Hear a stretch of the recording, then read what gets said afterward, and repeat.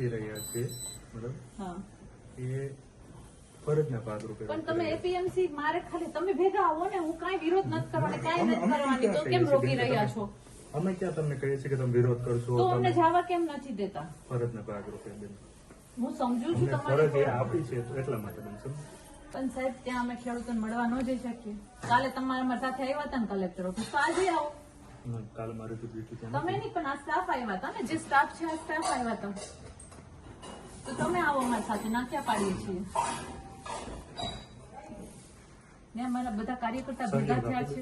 ના વાત મારી સાચી છે, હું સમજુ છું, પણ હું અહીંયા આવ્યો છું, મારા સાથે સ્ટાફ આવ્યો છે બેન.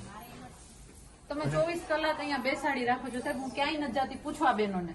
તમારી વાત સાચી છે બેન, પણ હવે ડ્યુટી છે, ડ્યુટી કરીએ છીએ અમે, બીજો કઈ તો કોઈનું પેલું કરતા નથી.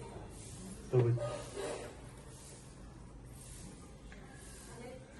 તમે તો એટલીસ્ટ બેઠા તો છો, હું ત્યાં ઉભો છું 3 કલાક. હું આપું સાહેબ તમને ખુરશી આ તો હું ફરિયાદ છે, નથી મેં કરતો, નીચે આપેલી જ છે. હું કહું નહીં છું. નહીં, ફરિયાદ નહીં, તમે ફરિયાદ અમારા નથી મહેમાન કરતો. છો, અમે તમને આપીએ જ છીએ. નીચે કહું બધું છું. પડ્યું જ છે, હું ચાલો કહું હું છું. આપી દઉં. ના, પ્લીઝ સમજો. પણ ચેર આપવા આવું છું, નહીં ભાગી જાય. ચેર જ નથી જોતું, હું કહું છું કમ્ફર્ટેબલ છું.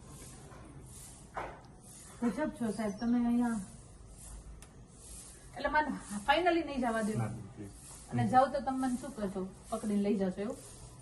તમે જાણો છો બધું. ત્યાં બધી બહેનોને પકડીને પાછી મને બેસાડી દેશો. તમે જાણો છો. એવું શું કામ કરવું છે? બેનો બેસી જાઓ ને પ્લીઝ, રિક્વેસ્ટ કરીએ છીએ. કઈ વાંધો નહીં, હું એટલો જ મેસેજ આપું છું કે અમે આજે એપીએમસી માર્કેટમાં જવા માટેનો નિર્ણય લીધો હતો કે અમે ખેડૂતોને મળીએ. મારા આમરણ ઉપવાસનો જ 3જો દિવસ છે. મેં જે રીતે કીધું 24 કલાક પોલીસ તંત્ર દ્વારા અહીંયા પેરો કરવામાં આવે છે, નથી જવા દેવામાં આવતા, અને અમે લોકો વચ્ચે મળીએ છીએ, ક્યાં વિરોધ કરીએ છીએ. આજે સાહેબને કહું છું કે એપીએમસી જવા દો અમને, ત્યાં મારા બધા ભાઈઓ હોદ્દેદારો ભેગા થયા છે પણ નથી જવા દેતા.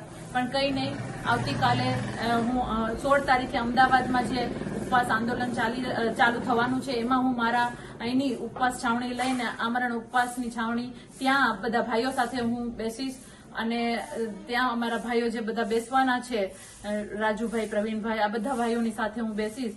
અહીંયા તમે જોઈ પરિસ્થિતિ કે બહાર નથી નીકળવા દેતા, આજે એપીએમસી જવું છે, ન જવા દીધા, તો કઈ રીતે અમારે અમારો અવાજ રેઝ કરવો? કોઈ વાંધો નહીં,